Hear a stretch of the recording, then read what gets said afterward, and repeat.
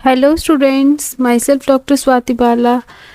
Today I will discuss about गर्भव्यापत। गर्भव्यापत में मैं गर्भस्राव और गर्भपात को पहले ही डिस्कस कर चुकी हूँ। इस पार्ट में मैं गर्भशोष, उपविष्टक, नागोदर, लीन गर्भ, गर्भक्षय, गर्भवृद्धि और जरायु दोष का वर्णन करूंगी।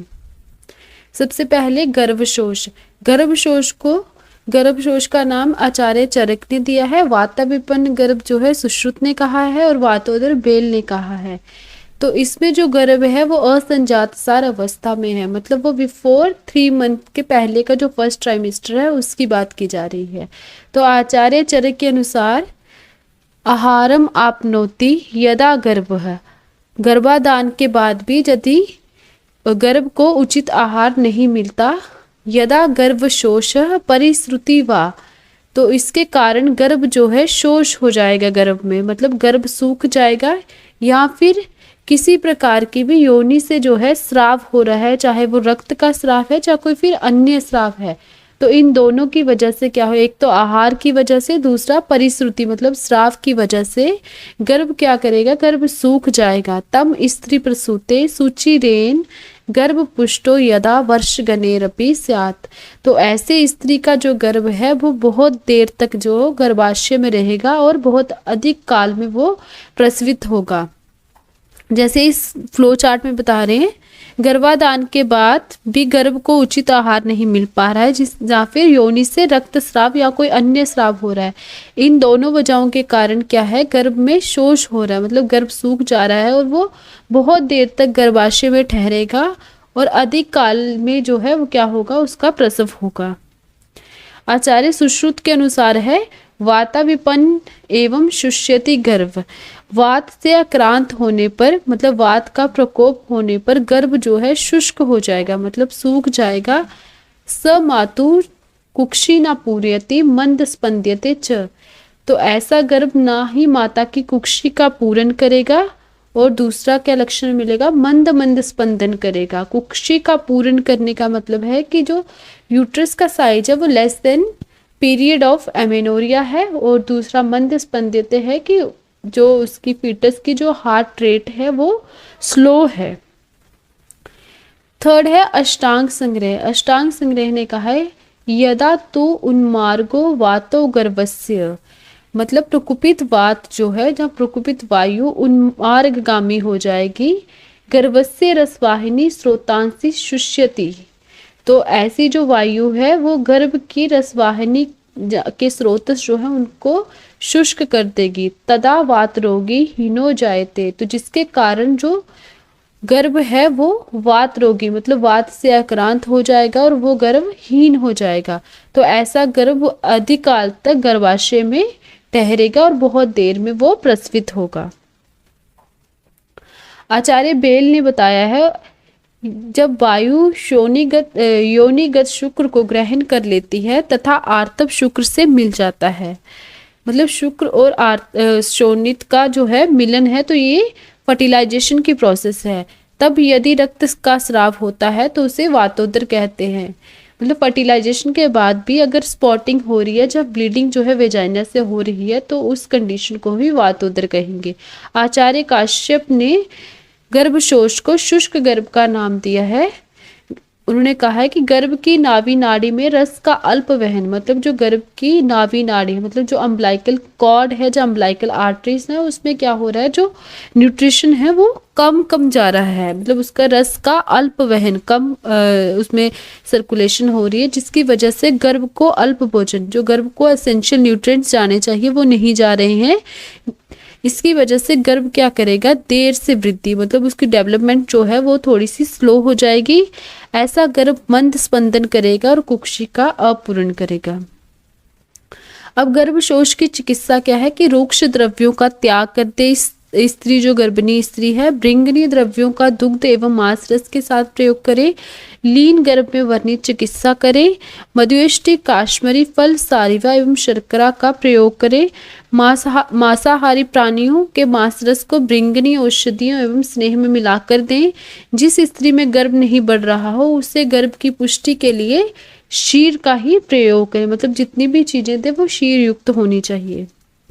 अब इसके बाद है उपविष्टक। तो जिस तरह से गर्भशोष जो है वो 4-3 मंथ था, उपविष्टक जो है वो थोड़ा सा बड़ा हुआ, मतलब बड़ा गर्भ है, तो उसको हम कंसीडर करेंगे आफ्टर 4 मंथ, मतलब आफ्टर जो है 4 महीने के बाद के गर्भ की बात करेंगे।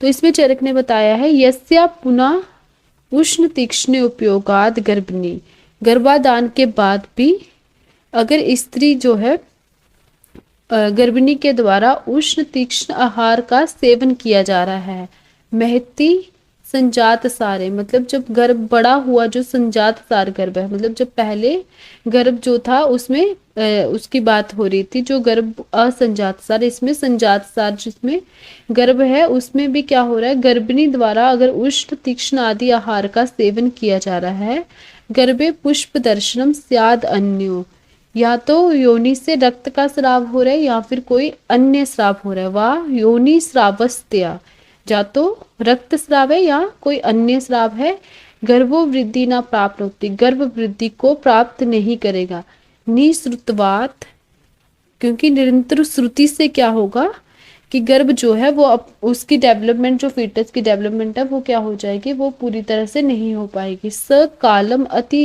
अतिष्ठते अतिमात्रम तम उपविष्टकम मित्य चाक्षते केचिता। तो निरंतर श्रुति के कारण गर्भ जो है वो वृद्धि को प्राप्त नहीं होगा, मतलब उसकी जो डेवलपमेंट है वो नहीं होगी और वो चिरकाल तक गर्भाशय में ही ठहरेगा। अष्टांग संग्रह ने उपविष्टक और उपशोषक गर्भ को एक ही माना है और उसकी संप्राप्ति भी एक ही बताई है। अष्टांग हृदय ने रक्तस्राव के कारण गर्भ वृद्धि को प्राप्त नहीं होता, उनका कहना है कि गर्भ रक्त स्राव जो हो रहा है उसी के कारण जो है गर्भ वृद्धि को प्राप्त नहीं हो रहा, पर ऐसा गर्भ जो है स्फुरण करता रहता है, मतलब उसमें जो कार्डिक एक्टिविटी है वो प्रेजेंट रहती है। तो इसमें भी सेम पहले जैसी ही संप्राप्ति है कि संजात सार गर्भ है, मतलब जो गर्भ जो है बड़ा हुआ गर्भ है, अगर ऐसी अवस्था में भी गर्भिणी जो है परित्याज्य आहार का सेवन करे, ऐसे आहार विहार का सेवन करिए जिसे गर्भिणी को त्यागना चाहिए, वैसे ही आहार विहार का वो सेवन किए जा रही है, तो इसके कारण गर्भिणी को पुष्प दर्शन होगा या फिर योनि से अन्य कोई श्राप होता रहेगा। तो पुष्प दर्शन और योनि श्राप से वात जो है प्रकोपित हो जाएगी, वात जो है प्रकोपित होकर पित्त एवं श्लेष्मा को भी प्रकोपित करेगी। तो तीनों दोष क्या करेंगे, गर्भ की रसवह नाड़ी को क्या करेंगे, उसका परिपीड़न करेंगे, मतलब उसको भी दोष युक्त करेंगे। नाड़ी दोष के प्रतिपीड़न के कारण, मतलब नाड़ी दोष के पीड़न के कारण, जिस तरह से किसी नाली में अगर पत्ते या फिर पत्थर जो है उसमें आ जाएं और वो उसमें ऑब्स्ट्रक्शन कर देते हैं और पानी को पूरी तरह से निकलने नहीं देते, जैसे किसी पाइप में अगर कोई पत्थर वगैरह आ जाए तो वो पानी जो है पूरी तरह से निकल नहीं पाता है, उसी तरह से अगर गर्भ की नाभि नाड़ी में दोष आ जाए तो उसमें भी क्या होगा कि जो गर्भ में रस का वहन होगा, जो गर्भ में जो सर्कुलेशन हो रही है उसमें भी क्या हो जाएगी, उसमें ऑब्स्ट्रक्शन स्टार्ट हो जाएगी। तो गर्भ की रस वह नाड़ी में असम्यक रस का वहन, मतलब जितना उसको जाना चाहिए था रस उतना नहीं जा पा रहा है, जिसके कारण गर्भ वृद्धि को प्राप्त नहीं होगा। इसी को उपविष्टक एवं उपशोषक कहेंगे। अब इसके बाद है नागोदर गर्भ, उपशोषक गर्भ या फिर नैगमेश। तो नैगमेश सुश्रुत ने कहा है और नागोदर चरक ने कहा है। तो चरक ने क्या कहा है इसमें, उपवास व्रत कर्म प्राया, ऐसी स्त्री जो उपवास व्रत वगैरह कर रही है, पुनः कदा आहार है, पहले से जो पहले भी वो जो गर्भिणी पहले से ही क्या कर रही है, कदा आहार का सेवन कर रही है, मतलब जो अनहाइजीनिक फूड है जो उसके लिए सही नहीं है, गंदा सड़ा हुआ बासी जो खाना है वही खा रही है। स्नेह द्वेषनिया, मतलब स्नेह से द्वेष कर रही है, सारी जो चीजें ले रही है वो रुक्ष हैं। वात प्रकोपनो अन्य सेवमान्या, मतलब वात प्रकोप करने वाले अन्य जो आहार विहार हैं उनका सेवन कर रही है, तो गर्भो वृद्धि ना प्राप्त होती। तो इन सभी कारणों की वजह से गर्भ वृद्धि को प्राप्त नहीं होगा। परिशुष्कत्वात् च स च अपि, तो इसके कारण क्या होगा कि परिशुष्क गर्भ जो है वो शुष्क हो जाएगा। कालम अतिष्ठते अतिमात्रम, तो इसलिए वो चिरकाल तक क्या करेगा, गर्भाशय में ठहरेगा। अस्पंदनश्च भवति, गर्भ स्पंदन नहीं करेगा तम तू ना नागोदर तम तू नागोद्रम इत्याचक्षते, तो इसी को नागोदर कहेंगे। आचार्य सुश्रुत ने कहा है कि वायु से पीड़ित शुक्र एवं शोणि जीवात्मा की अवक्रांति होने के बाद उदर का आद्यमान उत्पन्न करते हैं। उन्होंने कहा है कि जैसे ही फर्टिलाइजेशन होती है, शुक्र शोणित का संयोग होता है, तो उसमें जीवात्मा एंटर करती है। उसके बाद उदर का आद्यमान मतलब फिर क्या होता है, ग्रेजुअली जो एब्डोमेन है उसका साइज जो है बढ़ना स्टार्ट होता है। वह कभी अपने आप शांत हो जाने पर नैगमेश कहलाता। अगर उसकी जो वृद्धि है वो पूरी तरह से नहीं हो पा रही है तो उसको नैगमेश कहेंगे, और कभी प्रलीयमान होने पर वो नागोदर कहलाता। मतलब प्रलीयमान है कि वो पूरा ही अपने आकार में कम हो जाएगा तो उसको नागोदर कहेंगे। इसमें लीन गर्भ के ही चिकित्सा करनी चाहिए। आज अष्टांग हृदय ने कहा है कि गर्भ धारण के बाद भी अगर प्रतिमास या प्रतिदिन रक्त का स्राव होता है तब परिहीयमान गर्भ बहुत देर से थोड़ा थोड़ा स्पंदन करता है तथा कुक्षी की वृद्धि निरंतर घटती जाती है। परिहीयमान का मतलब जो प्रमाण में कम है, मतलब जो उसका आकार जो है जितना होना चाहिए था उससे कम है, तो उससे क्या हो जाएगा, गर्भ बहुत देर से और थोड़ा थोड़ा करके स्पंदन करेगा। योग रत्नाकर ने कहा है कि वायु से पीड़ित गर्भ कठिन होकर सड़कर गर्भाशय में बना रहता है। आचार्य बेल ने कहा है कि शिराओं के मुख की दुष्टि होने के कारण, तो शिराएं कौन सी है, एंडोमेट्रियल जो आर्टरीज हैं उसी को हम शिराओं का मुख या फिर अम्बलाइकल आर्टरीज को कह सकते हैं। तो इसके कारण गर्भ को रस सामान्य रूप से नहीं मिलता, उसको जो आहार मिलना चाहिए था वो नहीं मिल पा रहा है। गर्भ पूर्ण रूप से नहीं बढ़ता है, गर्भ मतलब जितना उसका डेवलपमेंट होना चाहिए था वो नहीं हो पा रहा क्योंकि उसके पास आहार ही नहीं है।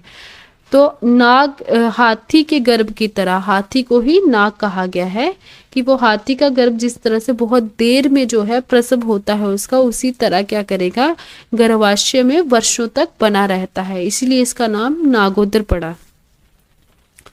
उपविष्टक एवं उपशूषक गर्भ की सामान्य चिकित्सा क्या है, तो इसमें सबसे पहले जो है भूत अधिकार में बताई गई चिकित्सा को ही करना चाहिए। वचागृत, गुगुलो आदि घृत, महापेशाची घृत, जीवनी, भृंगनी, मधुर तथा वातहर औषधियों से सिद्ध घृत, शीर आदि का उपयोग करें। भोजन के साथ उपयुक्त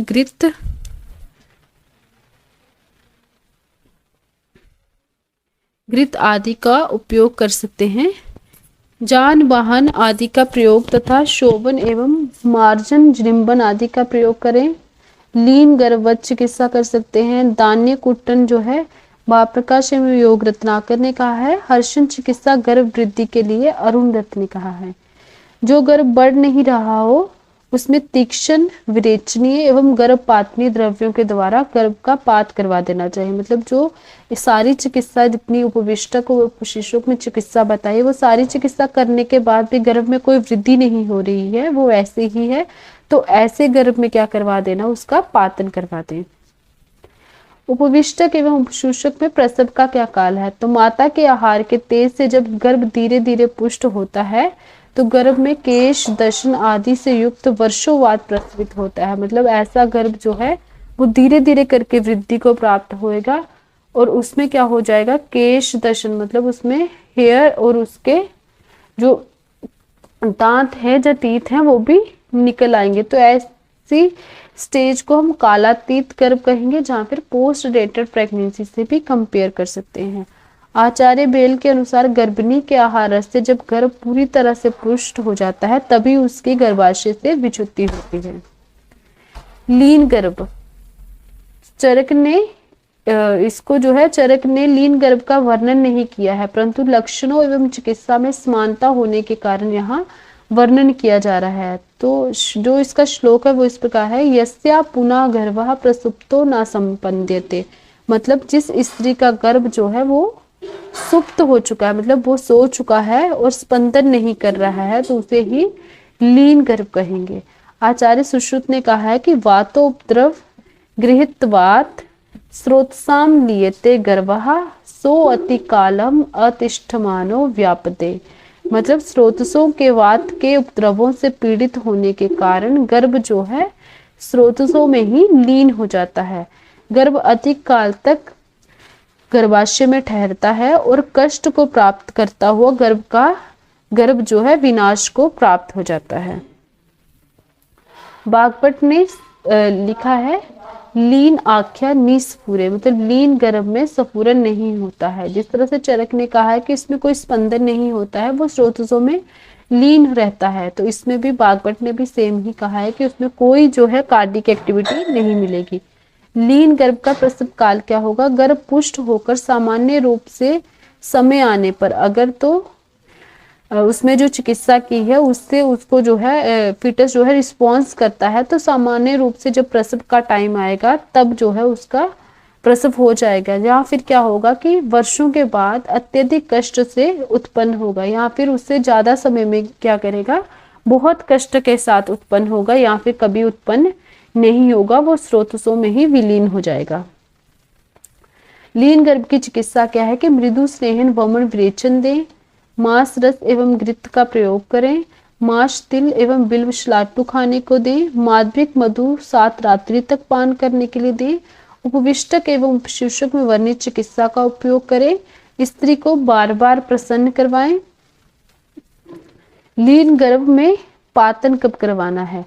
उपयुक्त चिकित्सा जो है वो स्रोतो अवरोध कारक वायु के शमन की ही विधि है, मतलब जो स्रोतों में वायु का प्रकोप है उसी के शमन की विधि है। इसके बाद ईषत उष्ण तेल के द्वारा उदर वस्ती वंशन उरु कटी एवं पृष्ठ प्रदेश में बार बार अभ्यंग कराना है, तथा कालातीत स्थायी गर्भ में धान्य कुटन करें, या फिर विषम शयन एवं आसन का ही सेवन करें।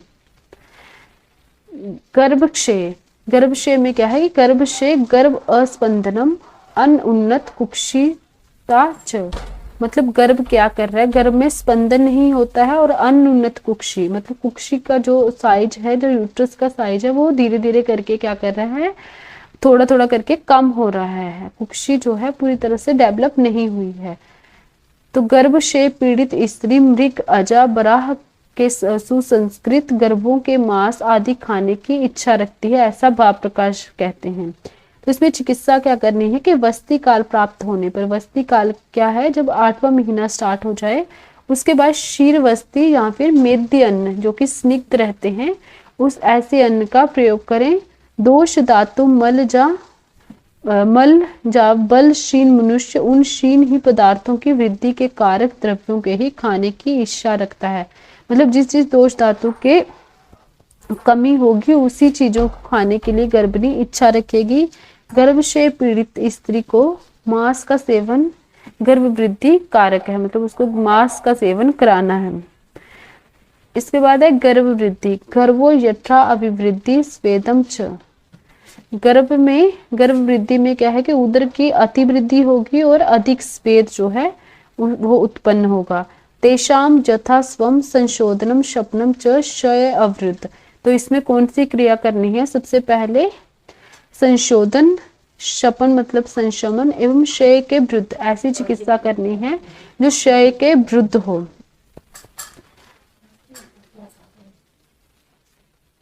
जरायु दोष, जरायु दोष में क्या है, विकृत जरायु नाम साधनम जरायु दोष है, शारंगधर ने इसका जो है उल्लेख किया है। तो जरायु दोष को हम लोग वो कह सकते हैं कि जैसे एबनॉर्मलिटीज ऑफ मेम्ब्रेन्स, जितनी भी मेम्ब्रेन्स की जो कोरियन एमिनॉन है उसकी जितनी भी एबनॉर्मलिटीज है वो सारे ही जरायु दोष हैं। या फिर इसको प्रीमेच्योर रप्चर ऑफ मेम्ब्रेन, या फिर उसको कह सकते हैं कि जितने भी कोरियो एमिनोइटिस, जितनी भी इन्फेक्शन जो है इसकी रहते हैं, कोरियन और एमिनॉन की रहती है, वो सारे ही जरायु दोष हैं। तो इसमें क्या है कि गर्भ के आवेष्टन रूप विशिष्ट चर्म को, गर्भ को जो आवेष्टन मतलब गर्भ के ऊपर जो एक विशिष्ट प्रकार का चर्म है उसी को जरायु कहते हैं। विकृत गर्भ के द्वारा गर्भ का आच्छादन जरायु दोष कहलाता है, मतलब गर्भ के द्वारा जो है विकृत गर्भ के द्वारा जो गर्भ का आच्छादन जरायु दोष कहलाता है।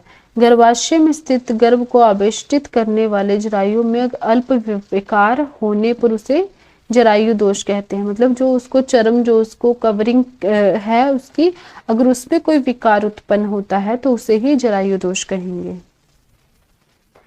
तो आज जो मैंने है गर्भ व्यापक में मैक्सिमम सारे टॉपिक कवर कर दिए हैं। इसमें मूड गर्भ और मक्कल जो है वो अभी मैंने डिस्कस नहीं किया है, तो उसको मैं अलग से जो है इसके लिए वीडियो बनाऊंगी और वहां उसको डिस्कस करूंगी। अगर आपको कोई चीज़ समझ नहीं आई है तो आप मुझे कमेंट में बोल सकते हैं, और अगर कोई वीडियो जो है आप देखना चाहते हैं कि उसके बारे में बताऊं तो उसको भी मुझे कमेंट में लिख सकते हैं। Thank you.